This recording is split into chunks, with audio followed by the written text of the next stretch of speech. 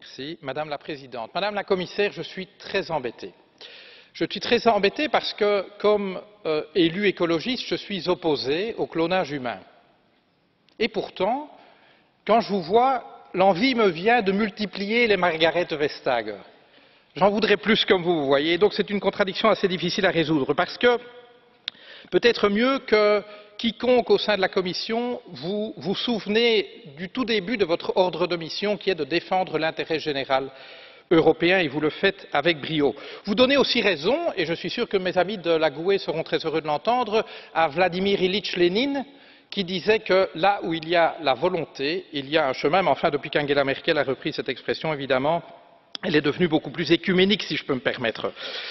Et donc, j'admire vraiment votre travail parce que si en effet vous ne prétendez pas écrire la loi fiscale en Europe, vous faites ce que vous pouvez pour que les États membres non pas mettent un terme à la guerre fiscale qu'ils se mènent, mais au moins pour les priver des armes les plus inacceptables qu'ils utilisent dans cette guerre fiscale.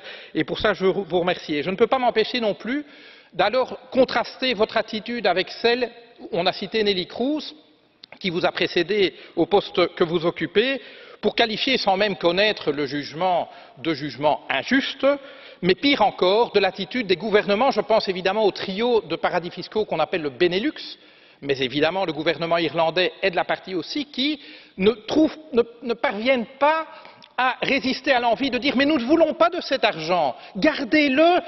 Les actionnaires des multinationales, gardez cet argent, nous allons pomper nos petits contribuables, nous allons pomper les PME toujours plus, nous allons réduire les services de l'État parce que nous ne voulons pas de votre argent. Je trouve que cette attitude est proprement inacceptable. Je ne sais pas ce qu'il faudra pour que les chefs d'État et de gouvernement et leurs ministres des Finances reviennent eux aussi à cette mission première qui est de défendre l'intérêt général. Et il est assez difficile de résumer l'intérêt général à la défense des 1%. Je vous remercie.